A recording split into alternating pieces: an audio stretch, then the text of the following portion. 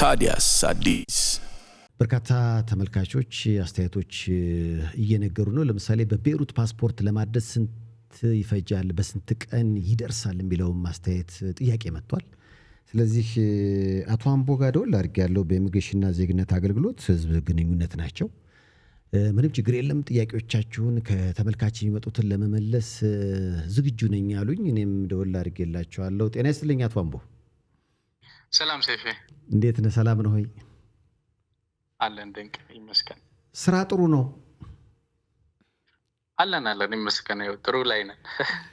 የአዲሱ ፓስፖርት ከተጀመረ ምን ያህል ፓስፖርት ተሰራጨ ሊባል ይችላል አጠቃላይ? በጣም ብዙ። ለምሳሌ በዚህ ዓመት ከ1.6 ሚሊዮን በላይ ፓስፖርት ነው የተሰጠው። አብዛኛው ከ1 ሚሊዮን በላዩ አዲሱ ፓስፖርት ነው፣ ኤሌክትሮኒክ ፓስፖርቱ ማለት ነው። ያው እንግዲህ የተለያዩ ጥያቄዎች ይመጣሉ፣ እኛም እናቀርብ ብለን ነው።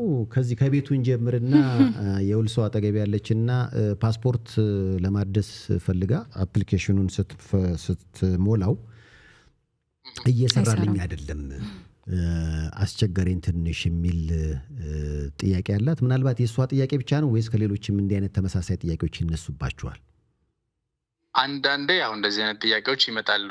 ድንገት ሜቢ ሲስተም አፕዴት የሚሆንበት ቀን ሊሆን ይችላል፣ ወይ ደግሞ ኔትወርክ፣ አንዳንዴ ሃይ ኔትወርክ ሊፈልግ ይችላል። ግን እኛም እነኝህን ጥያቄዎች ታሳቢ ማድረግ በእያንዳንዱ ኢሚግሬሽን ባለበት ቅርንጫፎች ላይ ይሞሉላቸዋል። የእኛ ሰራተኞች ለዚህ ጉዳይ ተመድበው የሚሞሉላቸው ሰዎች አሉ።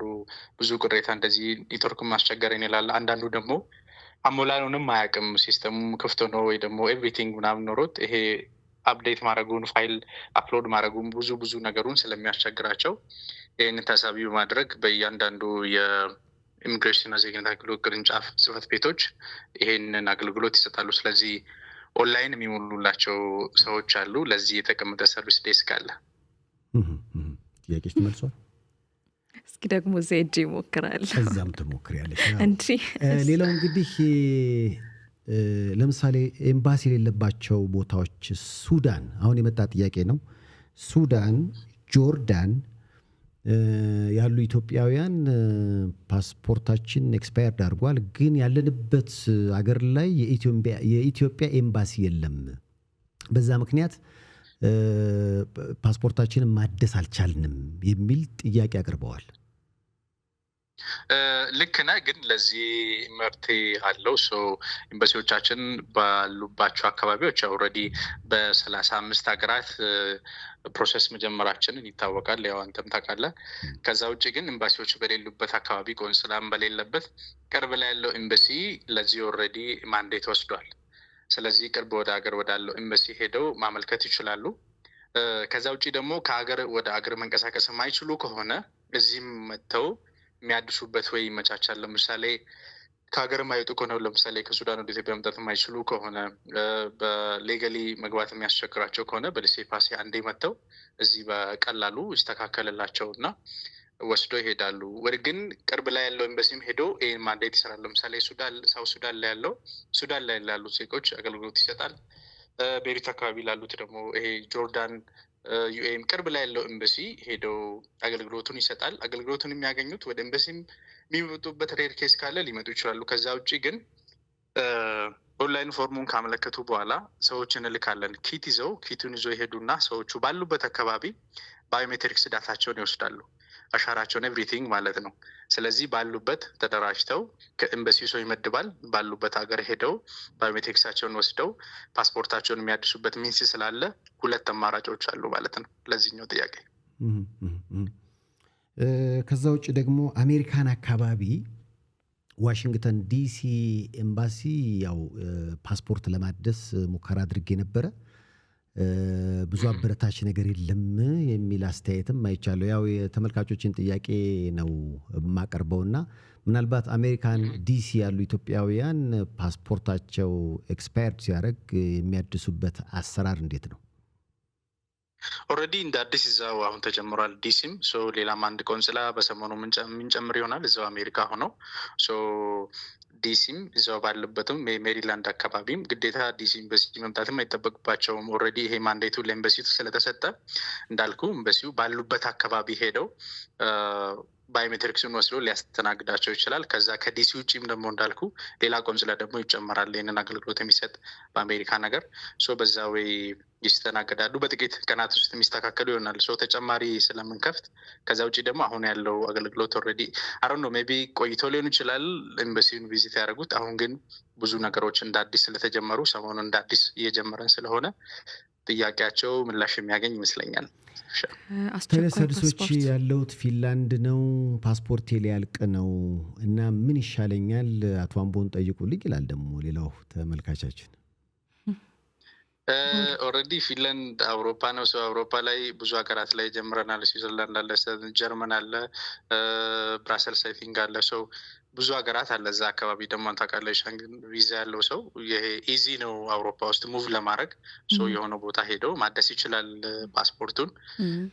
እንዳልኩም ደግሞ ወይ የሚቀርበው ብራሰልስ ያለው ወይ ደግሞ ጀርመን ያለው በርሊን ያለው ሌላ የሚቀርብበት አካባቢ ያለው ስዊዘርላንድ ያለው ሄደው የኛ ባለሙያዎች ባሉበት ብቻ እነሱ አፕላይ አድርገው ለኤምባሲው ይሄ ባሉበት ሀገር ባሉበት አካባቢ ኦልሬዲ በሊንኩ ላይ የሚያስፈልገው መረጃቸውን አፕሎድ አድርገው then everything ይከታተሉ በቀጠሯቸው ቀን ቀጠሮ ይሰጣቸውና ባሉበት አካባቢ ኤግዛክት ሄዶ ሰርቪስ ስለሚያደርጋቸው ብዙም ያን ያህል እንደ ድሮ የሚያስቸግር ነገር የለውም። ይሄንን በደንብ እንደውም አንተም ደጋግመህ ብትነግርልን። ምናልባት ከሱዳን መምጣት አይቻልም በኤክስፓየርድ ፓስፖርት መውጣት አይቻልም ብለው መልሰውኛልና ፓስፖርት ማደስ ያልቻልኩት ማንድም በዛ ነውና የተለየ አሰራር ሱዳን ላለን ዜጎች የሚል መልእክትም መጥቷል።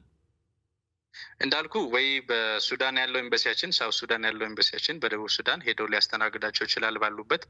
በተጨማሪ ደግሞ ያም የሚከብድ ከሆነ ከሊሴ ፓሴ አለ እዚህ ፓስፖርት ከኤክስፓየር ካደረገባቸው የትራቭል ዶክመንታቸው ከጊዜ ውጭ ከሆነ ከሀገር እንዲወጡ የሚረዳቸው አለ።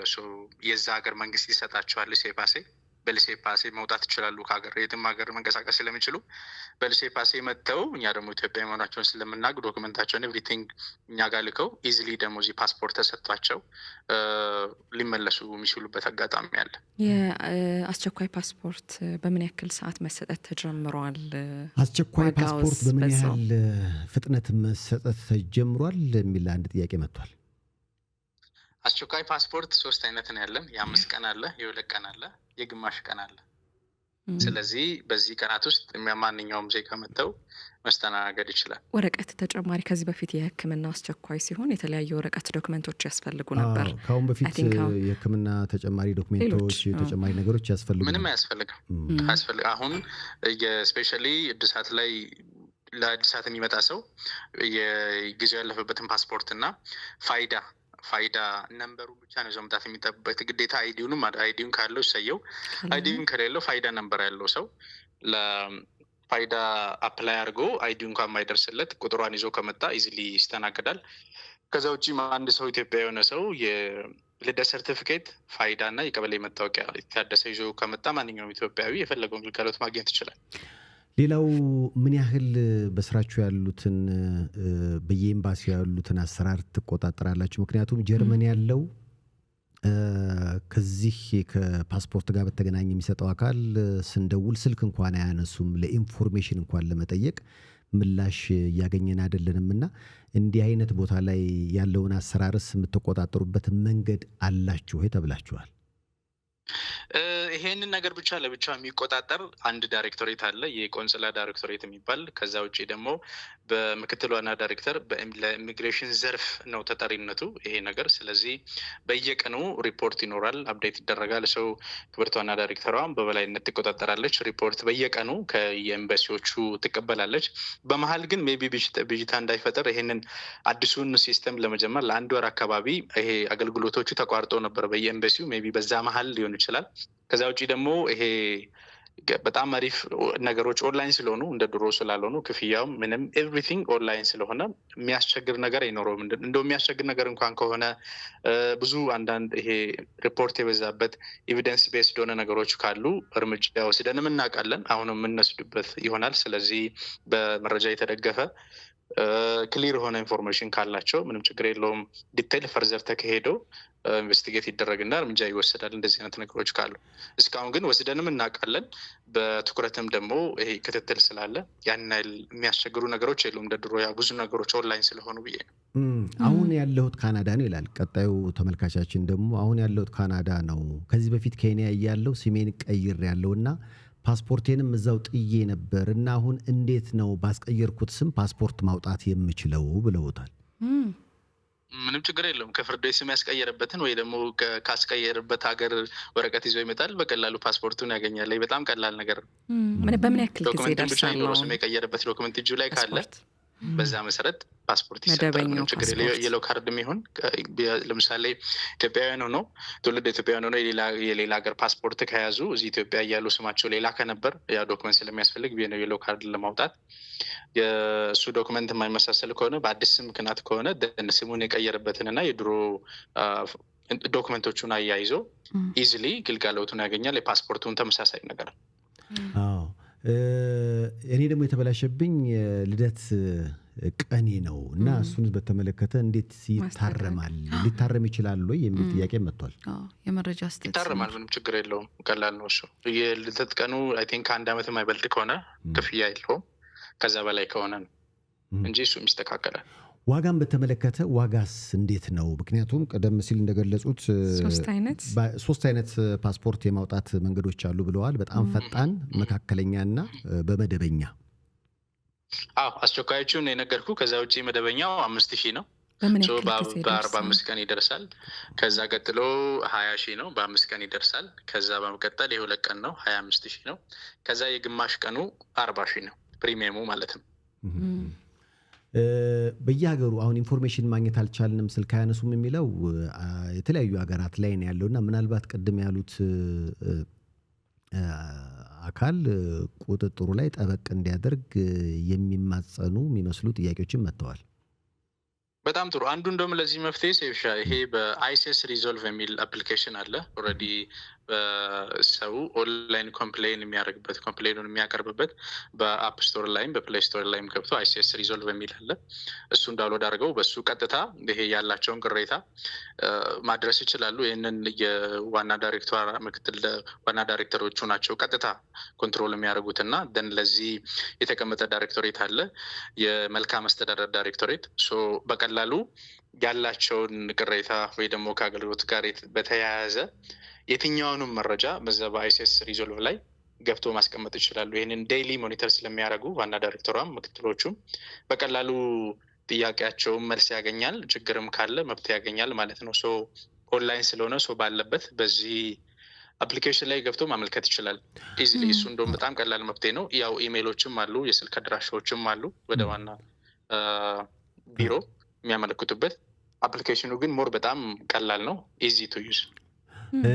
ውጭ ሀገር ሆኖ ፋይዳ የሌለውስ የሚል ጥያቄ መጥቶሎታል። ፋይዳ እንግዲህ በእኛ ስራ አይደለም። ያው እንደምታውቀው ፋይዳ ራሱን የቻለ ኢንተርፕራይዝ ነው። ፋይዳን በተመለከተ አይ ቲንክ ከእነሱ ጋር ነው፣ የራሳቸው አሰራር አላቸው። አይ ቲንክ እነሱ ቢመልሱ የተሻለ ነው። ያው የእኛ ጋር እንደ ክራይቴሪያ ነው፣ እኛ አንሰጥም እሱ ነው።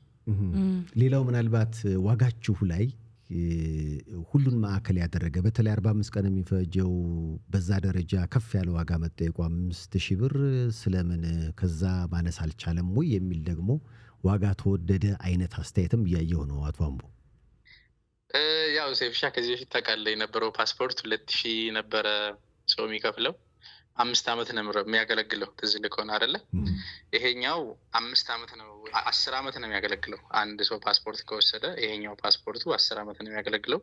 ከዛ ውጪ ያናው ድሮ የነበረው ወረቀት ነው። ይሄኛው ደግሞ ኤሌክትሮኒክስ ፓስፖርት ነው። በ2025 አይ ቲንክ ሰምተሃል ብዬ አስባለሁ በተደረገው በሮዶስ እንደ ኮሚኒኬሽን ብራንድ አዋርድ ከዓለም አንደኛ ሆኖ የተሸለመው የኛ ፓስፖርት ነው። በሴኩሪቲ ፊቸሩ እና በያዛቸው ዲዛይኖች እና ስፔሻሊ የደህንነት ባህሪያቱ ከዓለም አንደኛ ነው በ2025። ስለዚህ በጣም ሶፊስቲኬትድ የሆነ ቴክኖሎጂን የተጠቀምነው ዓለም ላይ በጣም ዋን ኦፍ ቤስት ፓስፖርት ከሚባሉት አሁን 2025 ላይ በተደረገው እስካሁን ባለው አንደኛ የኛ ነው። የ2026ቱ ገና ይፋ ስላልሆነ ማለት ነው። በጣም ውድ ነው።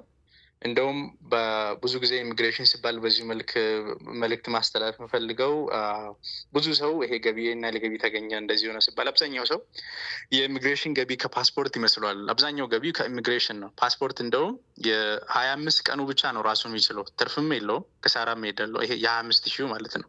ከዛ ውጭ ግን ሌላው በድጎማ ነው የሚሰራው። ዜጎች ፓስፖርት ማግኘት ስላለባቸው ስፔሻሊ ይሄኛው ኤሌክትሮኒክስ ፓስፖርት ከተጀመረ በኋላ በጣም የምንጠቀመው ቴክኖሎጂ የምንጠቀማቸው ይሄ ደህንነት ባህሪያት በጣም ሶፊስቲኬትድ ስለሆኑ ብዙ ወጪ ያስወጣል። አብዛኛው ወጪ ደግሞ የምታውቀው በዶላር ነው። ሌላውን እንደውም ከሌላ ዘርፍ ከሚገኘው ገቢ ድጎማ ተደርጎ ነው ሰው ፓስፖርት እየወሰደ ያለው በዚህ አጋጣሚ። ሌላው ምናልባት ያለሁት ኢትዮጵያ ውስጥ ነው። የስም ስህተት አጋጥሞኛል።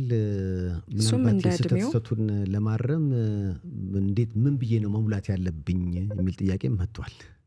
ኮሬክሽን አለ እዛው አፕሊኬሽኑ ላይ ኮሬክሽን የሚል አለ። በዛ ገብተው አፕላይ ማድረግ ይችላል። ከዛ ውጪ መጥተው እዚህ በየትኛውም ቅርንጫፍ ያስተናግዱታል። ከዛ ውጪ በጣም ቀላል ነው። እንትኑ ስህተቱ ከኛ ከሆነ ከአንድ ወር በታች ጊዜ ውስጥ ከመጣ በነፃ ይስተካከልለታል። ከሱ ከሆነ ግን ከፍሎ ይስተካከልለታል ማለት ነው። አለኛ ምናልባት እንደ ሀሳብ አምቦ ምናልባት በጣም በተደጋጋሚ ስለሚመጡልን ነው ከዚህ ከፋይዳ ጋር ተያይዞ እናንተም እንድታዩት ማለት ነው። ውጭ ሀገር ላይ የሚኖሩ ዜጎች ብዙ የሚያነሱት ጉዳይ ስለሆነ ከዛ ባሻገር ደግሞ ራሱ የውጭ ጉዳይ ሚኒስቴር አንድ የሚያዘጋጀው ውክልና አለ ኦንላይን እና እዛ ውክልና ላይ ብዙ ነገሮችን እዚህ ያለ ኢትዮጵያ ያለ ሰው እንዲወክልላቸው ከሚያደርጓቸው ነገሮች አንዱ በእርግጥ ወካዩ ነው የሚያስገባው የኢሚግሬሽን ጉዳዮች አንደኛው ነውና ነገር ግን ኢሚግሬሽን የራሱ የሆነ ስርዓት አለው አይደል? አንድ የፓስፖርት ጉዳይ ራሱ መምጣት አለበት። ምናልባት ምን ተመልክቻለሁ ተማሪዎች አሉ አቅም የሌላቸው እዛ ሆነ ኦንላይን ማመልከት በዶላር በውጭ ምንዛሪ መክፈል የማይችሉ ስለዚህ እንደዚህ ያሉ የውክልና ሲስተሞችን ሰዎች እዚህ ሆነው በውክልና መጨረስ የሚችሉባቸውን አማራጮች ማስተካከል ብትችሉ ከዛ ባሻገር ደግሞ የፋይዳ ጉዳይም እየተነሳ ስለሆነ የፋይዳን አያይዘው በቀላሉ የእናንተን ሲስተም መጠቀም የሚችሉባቸውንም አማራጮች ብታዩቸው የሚል ምልከታ ስላለኝ ነው እኔ በግሌ ይሄንን ቅርብ ጊዜ ክብርት ዋና ዳይሬክተሯም ብዙ ጊዜ አንስተዋል። ኦልሬዲ ኢንቴግሬሽኑ ኦልሬዲ ላይክ ኦን ዘ ፕሮሰስ ነው። ከፋይዳ ጋር ያለው ኢንቴግሬሽን እያለቀ ነው። ልክ ከፋይዳ ጋር ያለው ኢንቴግሬሽን ሲያልቅ ሰው እዚህ መምጣት አይጠበቅበትም ፓስፖርት ለመውሰድ።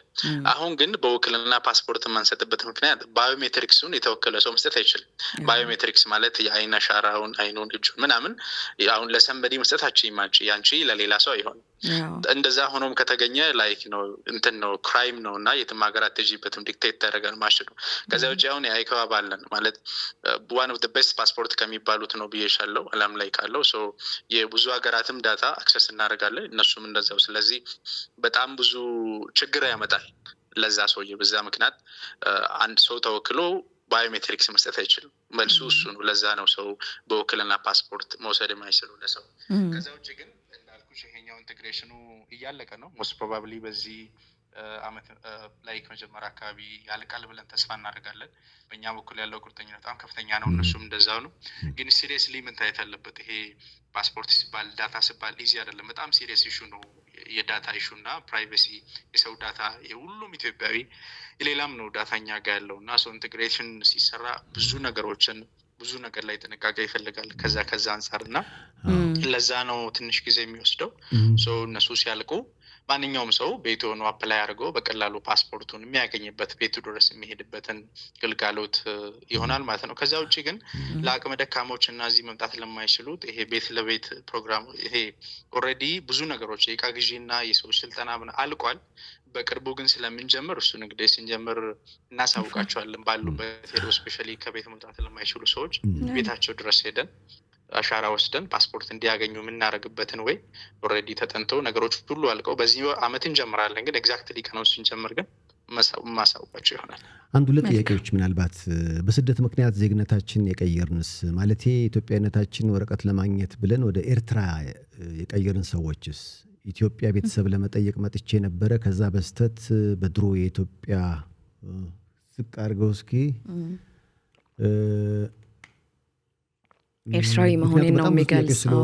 እሱ እስኪመጣ ድረስ ከታች ያለው ሌላውን ጥያቄ መቀጠል እችላለሁ። ባለው ኮሜንት ላይ አንዴ ያንሳልኝና አይታየኝም ኪሩቤል እንግዲህ የመጀመሪያውን አስተያየት እሺ የመጀመሪያው ጥያቄ ምናልባት ከገባሁት እሱም መልስ ይስጡና ሁለተኛ ሌላም ጥያቄ መጥቷል የመጀመሪያው ጥያቄ ላይ ብዙ ጊዜ ያጋጥማል እንደዚህ ያን ነገር ይሄ ወረቀት ለማግኘት የሌላ ሀገር ነን ብለው ኤርትራንን ብለው የሌላ ሀገርም ነን ብለው የሚያጋጥሙ ነገሮች አሉ ትውልድ ቦታቸው ላይ ኢትዮጵያ የሚል ከሆነ በቀላሉ ማስተናገድ እንችላለን ማለት ኢትዮጵያውያን ናቸው ብለን ብዙ ጊዜ አሁን የሚያስቸግረን ኤርትራ ይሉና ትውልድ ምናምን ቦታም ኤርትራ ይላሉ እና እነዚህ ነገሮች እናስተናግዳለን ግን ሲሪየስሊ በጣም ይሄ ፕሮሰስ ምናምን ነገር አለው እና እሱን ነገሮች እስኪያልፉ ነው ከዛ ውጪ ግን የትውልድ ቦታ ኢትዮጵያ የሚል ከሆነ ሚስተናገዱ ሆኗል ከዛ ውጪ ደግሞ የኢሚግሬሽንና ዜግነት አገልግሎት የራሱ ህገ ደንቦች ስላሉ ከነዛ አንፃር ከነዛ አኳያ ታይተው ግልጋሎት የሚሰጣቸው ይሆናል የትውልድ ኢትዮጵያ መታወቂያ ለማደስ ጀርመን ላለነው ኦንላይን ላይ ምን ብለን ነው ማደስ የምንችለው ይላል ደግሞ ሌላው ተመልካች መታወቂያ ያው እንዳልኩ ትውልድ ኢትዮጵያዊ አሁን የሎ ካርድ የሚያስፈልገው ኢትዮጵያ ውስጥ ላለ ሰው ያው የሎ ካርድን የምታደሰው ኢትዮጵያ መተን አሁን ባለው ህግ ምክንያቱም ኢትዮጵያ ውስጥ ቢዝነስ ካለ እንድታንቀሳቀስ ኢንቨስትመንት ካለ እንድትሰራበት ነው የሎ ካርድ እንጂ ሆነ ሆኖ የኢትዮጵያ መታወቂያ ይሰራል ካለ ሴፉዚ መኖሪያ ፈቃድ አለው እዛም አሜሪካ ነገርም ዜግነት አለው ሰው እዚህ አዲስ ልትሄድ ትችላለህ ስትመጣበትም ልትመጣበት ትችላለህ እዛ ሆነ ግን ኤክስፓየር ካረገብህ አሁን ባለው ማለት የሎ ካርድ የሚያስፈልገው ለዚህ ሀገር ስለሆነ ለዛ ሀገር ስላልሆነ እዛ ሆኖ አፕላይ ማድረግ ይችላል ለእድሳቱ ሌላው ምናልባት ከደቡብ አፍሪካ የመጣ ጥያቄ ነው ደቡብ አፍሪካ ያለን ኢትዮጵያውያን ግልጋሎቱን የምናገኘው አዲሱን ፓስፖርት የት ነው ሲሉ ይጠይቃሉ ኤምባሲው ይሄንን በበላይነት እንዲሰጣ ፕሪቶሪያ ነው ኤምባሲ ያለን እንደምታውቀው ሰይፉ ፕሪቶሪያ ያለው ኤምባሲ ደርባንም ላሉት ጆበርግም ላሉት ኬፕ ታውንም ባሉበት ሄዶ ኪት ሰጣቸዋል ኪት ማለት እንደ ሞባይል ትንሽ ነገር ናት ሄዶ አሻራም ኤቭሪቲንግ ባዮሜትሪክስ የሚወስድ መሳሪያ ነው እነሱን ይዘው ሄደው በቀጠሯቸው ኦንላይን በሚሰጣቸው ቀጠሮ ለምሳሌ ፕሪቶሪያ ያለው ኤምባሲ ዛሬ አገልግሎት የሚሰጠው ደርባን ከተማ ነው ስለዚህ ደርባን አካባቢ ያላችሁ ኢትዮጵያውያን እንድትጠብቁ ምናምን ብሎ ቦታ ኤቭሪቲንግ ምናምን ይሰጣቸዋል እዛ ካሉ ከኮሚኒቲ ሊደሮች ጋር ተነጋግሮ ስለሆነ ነገር የሚያቀናጀው በቀላሉ ባሉበት ከተማ ፕሪቶሪያም ከሆነ ፕሪቶሪያ ኤምባሲው ጋር መጥተው ደርባን ከሆነ ደርባን የኛ ሰራተኞች ሄደው ጆበርግም ከሆነ ጆበርግ ሄደው ኬፕ ታውንም ከሆነ ኬፕ ታውን የኛ ሰራተኞች ሄደው በቀላሉ እዛ ባሉበት ስለሚያድሱላቸው ባዮሜትሪክስ ዳታ ወስደው ብዙም አስቸግርም የነሱ የቀበሌ መታወቂያ የሌለውስ በፋይዳ ማውጣት አይችልም ወይ የሚል ጥያቄ መጥቷል ፓስፖርት ያው እንግዲህ የአገልግሎት ተቋም ነው ከዛ ውጪ የህዝብ ተወካዮች ምክር ቤት ያወጣውን ህግ ነው የምናስፈጽመው ስለዚህ እስካሁን ባለው ህግ መሰረት ህዝብ ተወካዮች ምክር ቤት ያወጣው ለአንድ ሰው ፓስፖርት የምሰጡት በዚህ መሰረት ነው ስላለ ሶስቱን ያሟላ ነው የምናስተናግደው የቀበሌ መታወቂያ የልደት ሰርቲፊኬት ያው ያስፈልጋል ግዴታ ፋይዳ ሰርቲፊኬት ይሄንኛ ነገሮች ካሉት እኮ የቀበሌ መታወቂያ በጣም በቀላሉ ማውጣት ይችላል የልደት ሰርቲፊኬት ያለው ሰው ፋይዳ ያለው ሰው የቀበሌ መታወቂያ ማውጣት ይቸግራል የሚል ሐሳብ የለን ምክንያቱም ፋይዳ ለውጭ ዜጎች ለሰነበት ነው ማለት ምላሾቹ በጣም ደስ ይላሉ ልክ እርሶ በምላሽ ደረጃ እንዳስቀመጡት አንዳንዴ ስንሄድ ላያጋጥመን ይችላል እንዲህ አይነት እርሶ በጣም ቀለል አድርገውታል ግን አንዳንዴኛ ፌስ የምናደርገው የሚያጋጥመን ነገር ትንሽ ከበድ ያለ ነው ብለዋልና ምናልባት እንዲህ አይነት ቅሬታዎች ሲኖሩ ህዝብ ግንኙነት እንደመሆኑ መጠን ህብረተሰቡን ያጉላሉ አካላት ካሉ የሚቀጡበት ወይ ደግሞ ሐሳብ መስጫው ታይቶ የሚስተካከልበት አሰራር አለ ወይ የሚል ጥያቄ መጥቷል አይ ዶንት አሁን ያለውን የኢሚግሬሽንና ዜግነት አገልግሎት ቢሮ መተምታ ከሆነ በቅርቡ ሴፍሻ ሙሉ ይሄ 24/7 የሚሰራ ሲሲቲቪ ካሜራ አለው በእያንዳንዱ ኦፊስ በእያንዳንዱ ቢልዲንግ ላይ ደን ውጭም ውስጥም ሶ ኤቭሪቲንግ ኮንትሮል እናደርጋለን ከአንደኛ ከግራውንድ ፍሎር እስከ 12ኛ ድረስ የመረጃ ዴስኮች አሉ በኔ ስራ ያሉ በኮሙኒኬሽን ናስብክኒያስ ስራ ያሉ ሶ በየቀኑ እነሱን ቪዚት እናደርጋለን ይሄ የህዝብ ደግሞ አገልግሎት ያለበት አካባቢ ያሳብ መስጫ አለ ዴይሊ ሞኒተር እናደርጋለን ከዛ ውጪ ሁሉም ሰው ቼክ ያደርጋል ዴይሊ ቼክ እናደርጋለን በቀላሉም ደግሞ እንደዚህ አይነት ነገር ደርሶብኛል የሚል ሰውም ካለ ቅሬታም ካለው ሁለት እንትኖች አሉ ዴስኮች አሉ ይያሉ ለዚህ የተቋቋሙ ዳይሬክተሮች አሉ የመልካም አስተዳደር አለ ከዛ ደግሞ በቀጥታ እኛ ጋርም 9ኛ ላይ መተው ቅሬታቸውንም በአካል ማቅረብ ይችላሉ ከዛ ውጪ ግን ባልኩ በኦንላይን ፕላትፎርም በዛ በአይሲኤስ ሪዞልቭ ላይ ገብተው ሐሳባቸውን በቀላሉ መግለጽ ይችላሉ እንደዚህ አይነት ነገሮች ያጋጥሙናል ችግሮች አሉ ቢሉ ካሉ ደግሞ በጣም በቀላሉ እርምጃ ስለምንወስድ ብዙ ነገሮች አሁን እንደ ድሮ ቶለሬት አናረግም ለዛ ነው ተቋሙ የተሻሻለው ስፔሻሊ ከ3 አመት ወዲህ በጣም ከፍተኛ ለውጥ ነው ያለው በተቋሙ ላይ ማለት አጥፍቶ የተገኘ አካል ካለ ቀጥታ እርምጃ ስለሚወሰድበት ይሄ ዜሮ ቶለራንስ ስላለ ነው ምክንያቱም ህዝብን የሚያገለግል ተቋም ነው ህዝቡ መጥቶ ተገልግሎ ተደስቶ መሄድ ነው ያለበት ከዛ ውጪ ህዝብን ለማጉላላት ምናምን ወይ ደግሞ የተለያዩ ነገሮችን የተለያዩ ሐሳቦቻቸውን የራሳቸውን ወይ ደግሞ የግል እንዴታቸውን ህዝቡ ላይ የሚወጡ አካላት ካሉ በጣም በቀጥታ ነው እርምጃ የምንወስደው ሰው እንደዚህ አይነት ኤክስፒሪየንሶች ስላሉ እኛ ጋር መተው ማመልከትም ይችላሉ ወዲያውኑም ደግሞ እዛው አካባቢ የተቋሚ ደህንነት ሰራተኞችም ስላሉ ለነሱ ማመልከት ይችላሉ ስለዚህ በጣም ቀላል ነው እንደ ድሮ በጣም ከባድ አይደለም ቅሬታን ለማቅረብ ደን ሐሳቦቻችንን እኛ ጋር ለማድረስ ሌላው ምናልባት ከመለያየታችን በፊት ሩማኒያ ያሉ የተቸገሩ ወገኖችም ጽፈዋል ፈረንሳይ አረ በፓሪስ አገልግሎት አልጀመረም አዲሱ ኤሌክትሮኒክ ፓስፖርት ኤምባሲው አይሰራም የሚልም ጥቆማ መጥቷል ቅድም እንዳልኩ ከ35 ሀገራት ከጀመርንባቸው አንዱ ፓሪስ ነው ስለዚህ ፓሪስ ላይ ኤምባሲው እኛ አዶን ነው እንግዲህ እኛ ጋር ባለው መረጃ ስራ ላይ እንዳሉ ነው የምናውቀው ደን ትንሽ አዲስ ነው ይሄን ነገር ስራ ላይ ዋለው በቅርቡ ነው ሲስተም የሚያስቸግራቸውም ከሆነ ቼክ አድርገን አፕዴት የምናደርጋችሁ ይሆናል ግን አሁን ባለው መረጃ እዛ አካባቢ ፈረንሳይ ብቻ ሳይሆን ለፈረንሳይ ቅርብ ለሆኑ ሀገራትም ይሄንን አገልግሎት እንዲሰጥ ግዴታ የተጣለበት የኛው ኤምባሲ ነው ፈረንሳይ ያለው ኤምባሲ ነው ሩማኒያስ ሮማኒያም እዛው አካባቢ ቅርብ ላይ ካሉ ሀገራት ቅድም እንዳልኩ ብዙ አውሮፓ ሀገራት ስላሉ ወይ የሚቀርባቸው ላይ ጀርመኒም ሌላም ሊሆን ይችላል እዛ ሄደው ሊሆን ይችላል ከዛ ውጪ ቅድም ላነሳው ጥያቄ እንደውም ለ8133 ነዛ የጥሪ ማዕከል አለ 81 በዛም 8133 አለ ጥሪ ማዕከል እዛ ላይ ደውለው ያጋጠማቸውን ነገር ወዳውኑ ምላሽ ይሰጣቸዋል እቺን ቁጥር በደንብ ያዙ 8133 ላይ ማንኛውንም ቅሬታ ካላችሁ ጥቆማ ካላችሁ ማንኛውንም በትደውሉ መረጃ ማግኘት ትችላላችሁ ብለዋል እንግዲህ ለማጠቃለያ ማለት የሚፈልጉት ነገር አለ አቶ አምቦ እጅግ አድርጌ አመሰግናለሁ ሴፍሻ ማንኛውንም ነገር ካለ ስፔሻሊ እናንተ ፕሮግራም በጣም ተደራሽነት ስላለው ኤኒ ታይም ኤኒ ጥያቄም ካለ ሐሳብም ካላችሁ ኤኒ ታይም we are ready መልስ ለማመለስ ከዛው ጂ ደግሞ ህዝቡ በዚህ አጋጣሚ ለማጭበርበር የሚሞክሩ ሰዎች አሉ ኦንላይን ሊናረጋለን እናስቀጥራለን እናስሞላለን የሚሉ ብዙ ማስታወቂያዎች ብዙ ጊዜ ከሀገር ውስጥም ከሀገር ውጭ ማይታ ሊሆን ይችላል የኢሚግሬሽንና ዜግነት አገልግሎት ለየትኛውም ተቋም ውክልና አልሰጠም እና ውክልናም ሊሰጥ አይችልም የፓስፖርት ጉዳይ በሰጪውና በተቀባዩ መሃል ብቻ ነው ሌላ ሶስተኛ ወገን ገብቶ ሊያስጨርስም አይችልም መሙላትም አይችልም መስጠትም አይችልም ስለዚህ ከነዚህ የነሱዎች ራሳቸውን እንዲጠብቁ ኦንላይን ብቻ አፕላይ አድርገው በቀጠሮ ቀናቸው የኛ ሰራተኞች ባሉበት ሀገር ባሉበት አካባቢ መተው ባዮሜትሪክ ዳታውን ስለሚወስዱ እንደው በትዕግስት እንዲጠባበቁን የሚል መልእክት ነው ያለኝ ከልብ አመሰግናለሁ መልካም አመሻሽ ብያለሁ አቶ አምቦ ቴንክ ዩ ሴፍሻ መልካም እሺ እናመሰግናለን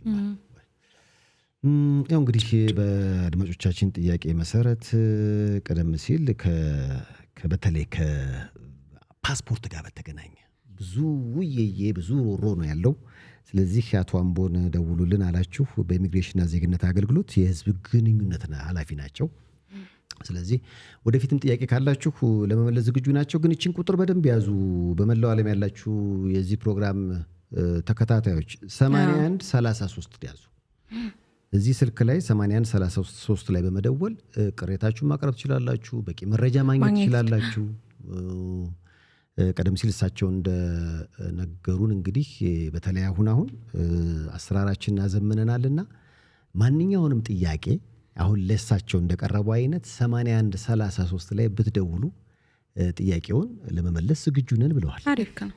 ታዲያስ አዲስ